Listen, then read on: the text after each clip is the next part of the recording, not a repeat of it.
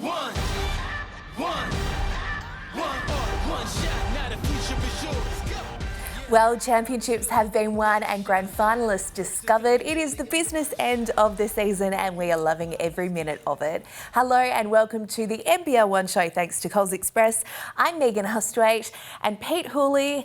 This is what we play for. Well, it is super exciting time. As we said, we've got some champions over in the West. We've got more champions coming next weekend. Cannot wait to see those grand finals. But two grand finals lived up to the hype over in the West and some big guests we look forward to talking to. We are going to talk to a championship coach and a championship star and grand final MVP. But we do have two big grand final weekends in two conferences to preview as well. But we will start in the West and we'll start with the women where Willetton are NBL1 West champions for the first time in this competition with a 65-54 win over Jullunder. Well, Jullunder got off to a really good start and in the end the Willetton Tigers did what they had to do, came in, got the job done, won by 11.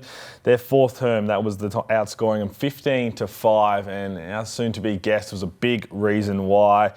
Regular season MVP, grand final MVP, Alex Scharf, she's doing it all. 13 points, 15 rebounds, 4 assists. She's been outstanding all year. Why not finish it off the right way? Well, we had Kayla Steindl on the show last week and she top scored for the Wolves in her final NBL1 West game with 16 points to go with 15 rebounds. So that was a big way to go out. Unfortunately, not the result she was hoping for.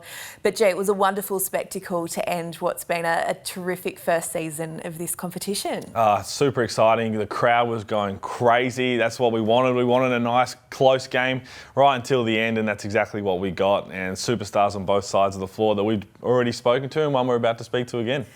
Well, if you are feeling unproductive, it's time to look away now because between appearances on the NBL1 show, our next guest has been very busy. She's been selected in the Opals team for the first time. She's won the league MVP. She's won a championship and grand final MVP. Her name is Alex Scharf and she joins us now. Sharpie, congratulations. And gee, you don't muck around. Apparently not. Well, first of all, congratulations. You did win the championship at the weekend. It was a hell of a game. How have the last few days been? It's been a whirlwind of the last few days. It was such an amazing win for us and the girls. So we've been celebrating together and it's just such a great feeling to celebrate it with people that you really love and to do it together. So it's just been surreal. Well, a crazy part. Last time we had you on the show, you were talking about the goals for the team and where you wanted to get to finally tick them off. How did it feel going into the game? Was there a few nerves there from the girls leading up to it? Did you feel like the game went pretty much how you thought it was going to go? I think, there was definitely nerves, but I think it was more, for all of us, it was more in the lead up, just that week lead up, because we'd been waiting for so long and we'd been taking it a game at a time. We were just trying to focus on 1 week at a time because we knew we were capable of getting there. It was just about ticking off those little things along the way. And I think weirdly enough, a lot of us felt really calm on Friday morning. I think definitely the nerves picked up when we were about to run out, but we were all ready. We knew we'd put in the preparation. We knew the game was going to be tight the entire time. It was just about sticking with it for 40 minutes because, when we played them last time, it was just a few lapses and that was the game. So I think pulling that 40 minutes together was really what made the difference on Friday night. You've had an incredible year personally, which we'll touch on, but how did it feel for you out there? You were grand final MVP. Take us through what it feels like when you're impacting a decider like that out on the floor. Mm-hmm. It's honestly, it's just kind of unconscious. I think I was just trying to do as much as I possibly could to get us over the line. And I wasn't alone. Every single girl stepped up in the team. Everyone played their role and that's what let us win. I mean, all we had to do was do what we do best and each person just had to bring what they bring. And I think we understood that. We didn't need to do anything special. We just had to, do what we'd done the whole season. And that's obviously so hard in such a high pressure game. And the crowd was wild. Like the whole fourth quarter, it was like the ball would go out of bounds and the crowd would be going wild. So it was an electric feeling. And I think just those last 3 minutes holding on it was nerve wracking, but it was exciting. And I don't know, when the buzzer went off, it was just a huge relief. And it was a amazing. And I think doing it with the girls as well, just because we have built such a connection this season and we really just wanted to do it for each other. We wanted it that badly that when the buzzer went off, it was just like elation. Well, you talked about the whirlwind afterwards with the celebrating, which is very well warranted. It was well deserved. When do you think, or has it yet sunk in with your individual success this season? Because Megan touched on it. Regular season MVP, leading your team to winning a grand final, and then you become MVP of the grand final. Just an outstanding individual season from you. Has it sunk in yet, just what you managed to achieve in the last few months? No, I don't think it has sunk in. I was thinking back the other day to before I signed with Willow, and when I just signed with them, thinking about what the season would bring. And I just think I said to one of my coaches, like, MVP doesn't count unless you win the championship. So I guess now I can kind of really appreciate that individual award too, but it definitely hasn't sunk in yet. I think the main thing I wanted was really that championship. Like, all the other individual accolades, they're nice, obviously, but I think I like celebrating with the group of girls around me. So that's like what makes it special for me. Speaking of sinking in, you made your first Opals team last week with the Opals set to compete in the FIBA Asia Cup later this month in Jordan. I'm sure that's a lifelong dream realised. Has that sunk in yet? It's starting to sink in now because I'm moving on to the next stage of preparation for that. But I got the email when I was in a work meeting and my jaw just dropped. And I was like, turn the camera off. That's amazing. It's such an honour to be included in that squad, and it's going to be such a great opportunity for me coming in to learn from the girls that I'm going with, and also, bring what I do. But yeah, it is a lifelong dream, and I'm just looking forward to being a part of that squad and kind of, working my way up and being up there with the best girls in Australia. It's just the Opals legacy is huge, and I'm just so honoured to be a part of it. Well, we can't wait to watch the way you grow in the green and gold. And you mentioned briefly there that crowd in the NBL1 West Grand Final. So now we can look back on the first season of the NBL1 West. How has it all been able to wrap up? Because you mentioned the support along the way, and shows no more than that than in the grand final when the crowd is going absolutely crazy for you guys. Mm-hmm.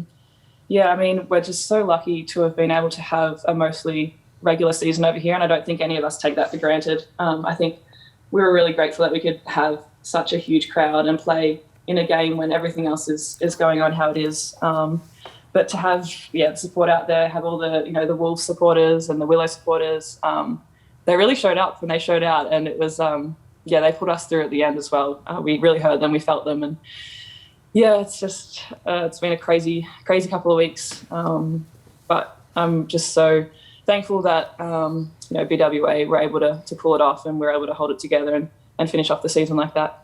And just further to that, it has been the first season of NBL1 West, and we talk every week on this show about the platform that this nationwide competition provides for our players and our elite players. What does this season and what you've achieved individually and from a team point, what can that do for you going into your next WNBL campaign with Perth? Mm-hmm. I mean, it's huge. I've been able to kind of work on the parts of my game that I wanted to, and develop into, the type of player that I want to bring into the WNBL. And I think having that opportunity to play in the NBL1 and kind of experiment a little bit and, develop little parts of your game that you wouldn't necessarily be able to do in the WNBL, to then be able to step up and bring that into the WNBL will be, I think, the next kind of challenge for me. So it's been a great season, but now it's kind of about translating that and stepping up in the WNBL, because it's going to be a really high quality league and it's going to be an amazing season. So I think that's what's next, and I'm excited for it. So we'll see how it goes.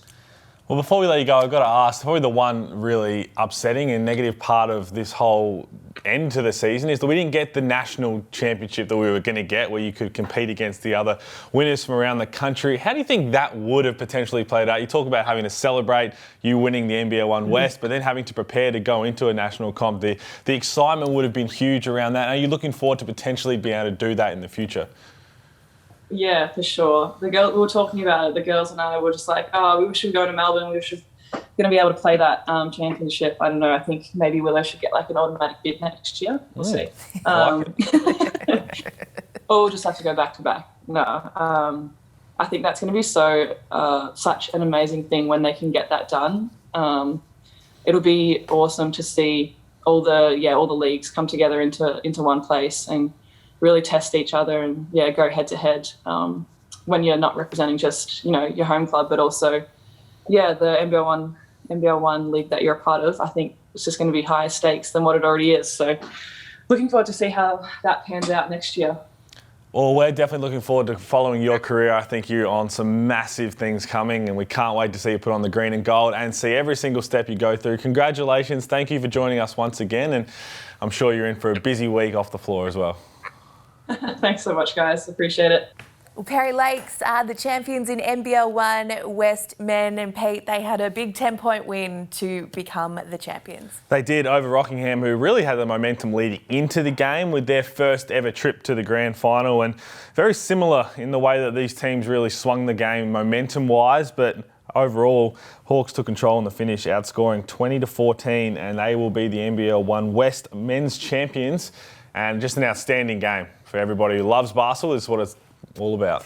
Well, Andrew Ferguson, he joined us on the show last week. Wow, what a season he had and a grand final, Pete. Oh, unbelievable. I mean, runner-up MVP for the regular season. He came out and made a statement, had 18 points, 15 rebounds. He was the grand final MVP, led his team to a championship. In the matchup we're all excited for, Tom Jervis versus Andrew Ferguson. How much has he learned from him going against him with the Perth Wildcats training? He came in, he showed out. Just an outstanding individual performance from him, as he did all season, and I tell you what, cannot wait to pick his coach's brain about what the future holds for Andrew Ferguson. Yeah, absolutely. And for Rockingham, their skipper Ryan Godfrey led the way with 20 points to go with 3 rebounds and 4 assists. Now, it's fitting that the first coach to join us on the NBL1 show this year is the inaugural NBL1 West men's coach, and it's a very big welcome and congratulations to Matt Parsons. Hey guys, thanks for having me. Yeah, thank you very much. It's been a great couple of days. Well, before we get into the game, tell us what the last couple of days have been like in the celebrations. Yeah, well, certainly Saturday night was a pretty epic night. It was a fantastic game of basketball, and obviously the after party probably matched the game. So look, we've really enjoyed ourselves, and then obviously it was a pretty slow start to Father's Day on Sunday, but we got there, and yeah, it's just kind of been whirlwind ever since. But certainly you wouldn't change it for anything. Absolutely not. And let's talk about the game a little bit. Rockingham, they had momentum coming into the game. We saw the hype about them having their first chance entering a championship game, and it kind of went that way in the game as well, but you got the job done in the end. How did you feel the flow of the game went? Did it go to plan? Did everything work out exactly the way you'd scripted? Yeah, look, I thought early in the first half, certainly we dictated terms and managed the momentum pretty well on our part. And we went into halftime. We probably gave them a bit of a sniff, and they took some momentum going into that halftime break. So probably gave them a chance to recalibrate and throw a few more guns at us as they came out of the the halftime buzzer. But look, they came out on fire in that third quarter and really gave themselves a shot. And we had to really steady the ship a couple of times and just make sure that we scored some pressure relief buckets down the other end. What they were doing, we're hitting some pretty tough shots with momentum, and that's obviously not a sustainable brand of basketball over time. So we just wanted to make sure we ground away and made sure we got some easy buckets when they were there and presented to us. We're taking a look at some of the highlights now, and as Victorians constantly in lockdown, looking at that footage and the crowd is very exciting. What was the atmosphere and the crowd like? Yeah, it was awesome. I mean, I remember probably 12 months ago when we played in the hybrid West Coast Classic tournament that BWA put on, and it's probably half the crowd that we had there, and it was a real shell shock to the system when you make a grand final. It doesn't really come with that fanfare, but yeah, fast forward 12 months and KO was absolutely remarkable. They put on a pretty good show for us, and the crowd came out to support us. And Rockingham, who hadn't been to the grand final before, their crowd came out in numbers. But the Blue Army were there, and the Hawks fans were just as loud. And yeah, it was a really exciting atmosphere and made for a great spectacle.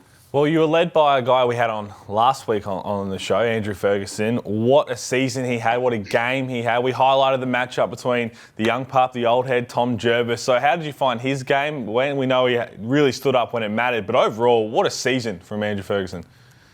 Oh, he's a superstar in the making. He really is. He's a very hard worker. Like, he does all the little things, and for him, he's never had days off. He just keeps going. He's in the gym every day shooting.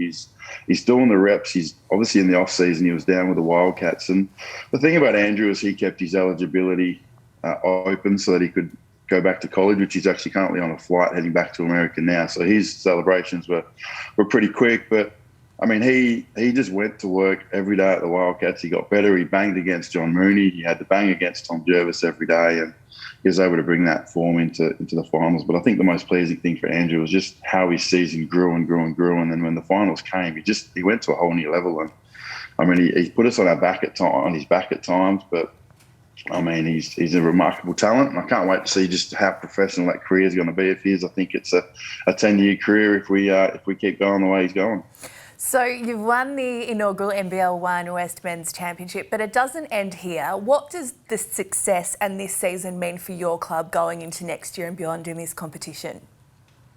Well, it was a really big goal of ours was to win the NBL1 Championship. I think we've been the most successful club in the former competition, the SBL. We had won, 6 championships at that form of competition. So when we knew there was a new change and the new vibe and this brand new tournament which was coming, we really set our mind and our goals to being the first one and try and just maintain that level of success. And I think we've done that, and certainly we've given ourselves the opportunity to try and do that for a couple more years. And we haven't really looked at what next year holds, but I would imagine once we stop all the swoopers or the other clubs from trying to steal some of our players, we'll probably be set with the same roster, hopefully.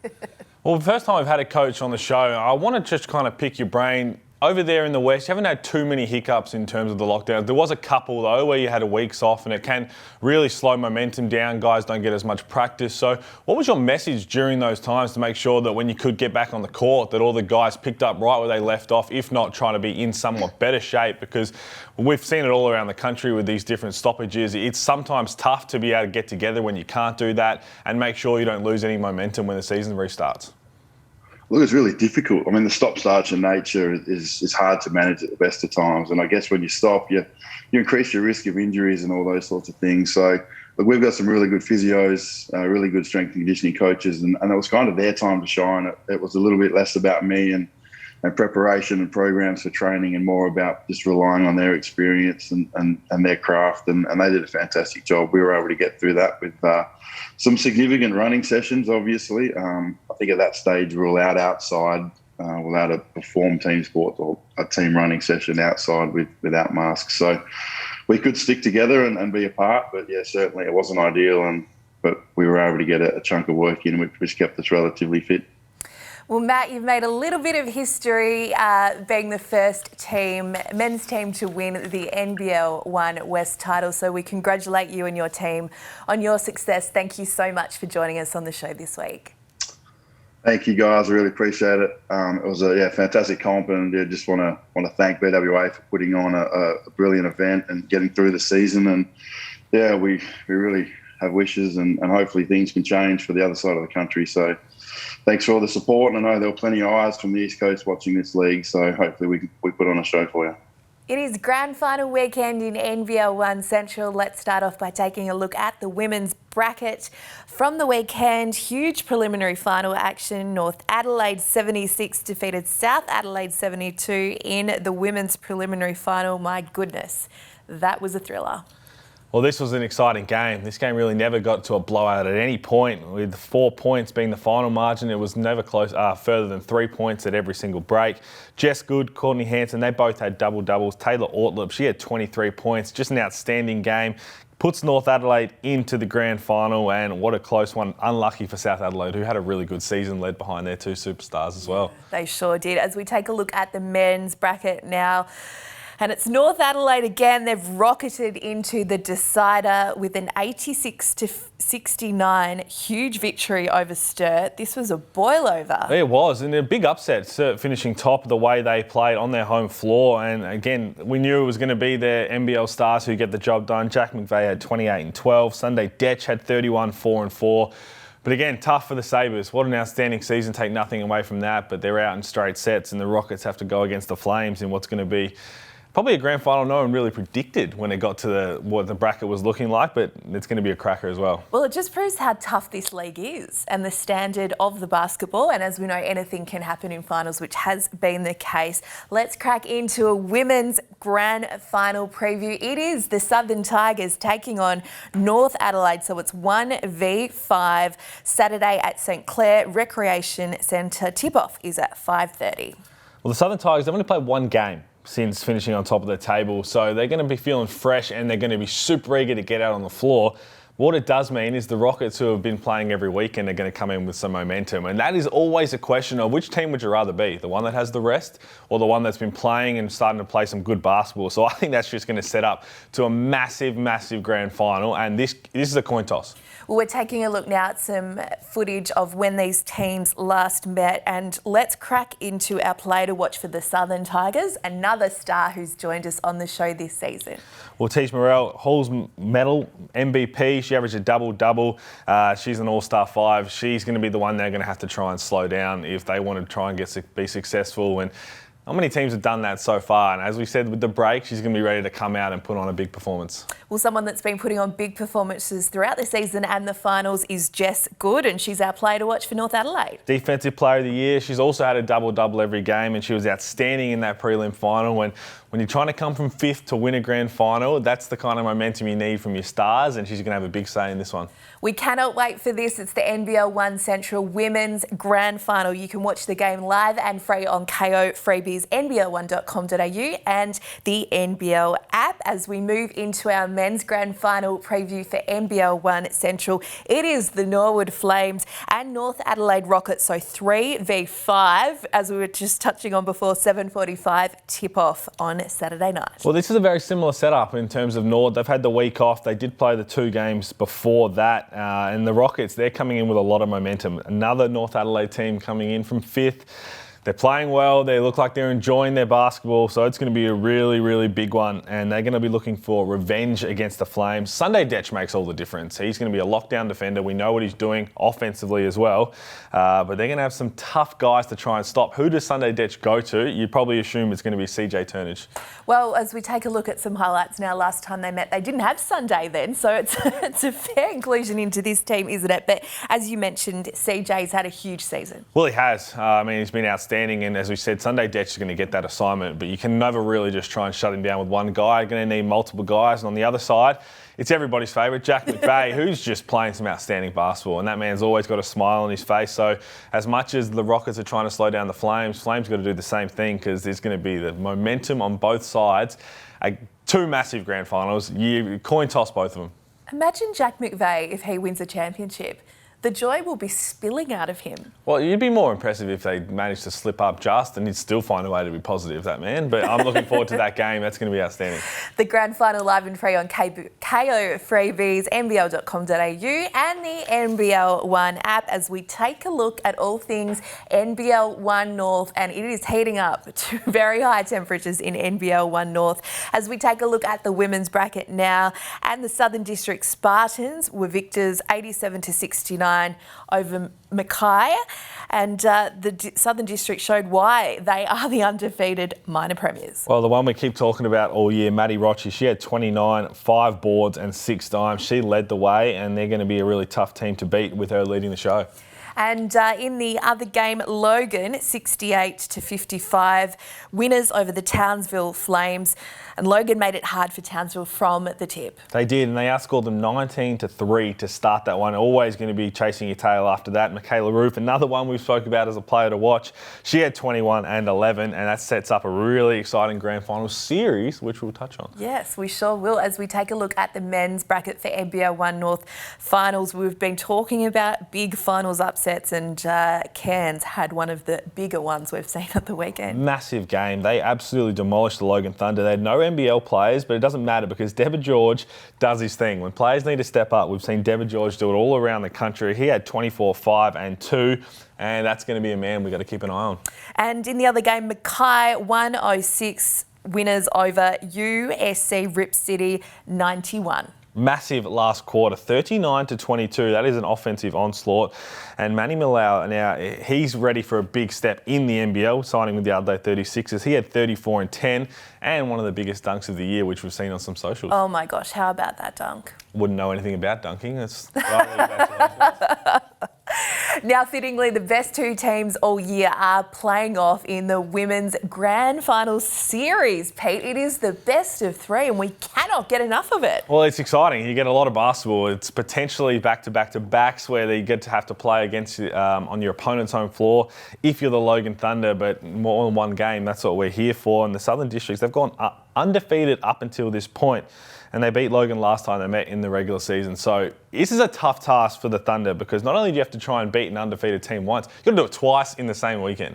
And the only loss Logan's had is to the Southern District. So it just shows how much these two teams have been a huge force throughout the season as we take a look now at the last time they met. Players to watch, they're players that we've talked about already today and throughout the year on the show. Yeah, I mean, for Southern Districts, it's Maddie Rochi and then Logan Michaela Roof. The two we said is going to have to be whoever stops the other one, or whichever team can stop, is going to have a good chance of winning. And a lot of people are thinking, well, a three-game series is going to be tough over that weekend. But when you look at this matchup and how it's gone all season with only losing one game and being undefeated, this deserves a three-game series. It really does. I'm looking forward to seeing how this one goes, whether it goes to 1-1 and then that all-deciding third one, who's got the legs. So much comes into play, and those two ladies are going to have a big say in it. Well, they've been the biggest stars, haven't they, for their teams all year, but you just get the feeling in a three-game series like this, it might be a bit of a wild card that steps up and helps their team get the job done, and we're expecting this to go to three, surely. Well, we hope so. I mean, it's going to be super exciting. And you're right, everyone's going to have to be ready because they're going to try and lock down each other as a team, and looking forward to seeing who steps up. As we take a look now at the men's grand final preview, it's 2v5. It's Mackay and Cairns at Mackay Basketball Stadium. This also best of three, tipping off Friday night at 8 p.m. Australian Eastern Standard Time. Well, the Meteors have only dropped 3 games for the year and they really do draw a great atmosphere at home. So it's going to be a tough place to come in and play. But again, the momentum the Cairns have, anything can happen over a 3-game series. Well, they've met twice this season as we take a look now. We love that jumper. We do.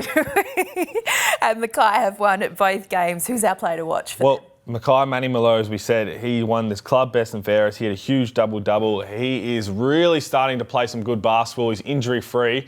Really looking forward to his future, but he's going to have a big say in this grand final series. And so is someone for Cairns. Deborah George, that man can turn it on with a flick of a switch. He might be asleep for a quarter and then have 30 in the next. He is an offensive onslaught. Looking forward to seeing how he goes in a 3-game series. Watch the best of 3 grand final series live and free on KO Freebies, NBL1.com.au and the NBL1 app. It is a basketball bonanza coming your way this weekend in NBL1 North and Central. Unfortunately, we do have an update in NBL1 South, Pete, and it's not a good one. Yeah, the news came out during the week that unfortunately the season's been cancelled, which we knew was probably going to happen with the way everything's going in Victoria. But more importantly, please make sure you're checking in with your friends, your teammates, all of that. Gearing up for a big 2022. I think there's some big things in store.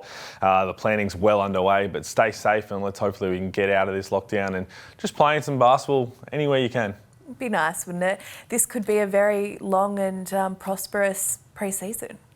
I don't like the sound of that. I'm not a big pre-season guy. So that really shocks me. We can figure that out once it happens.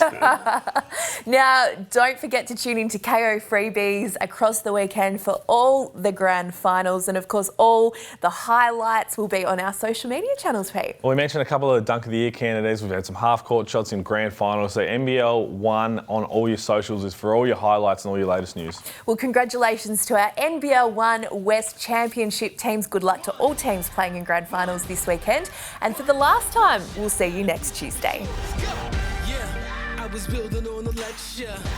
Verses coming daily under pressure.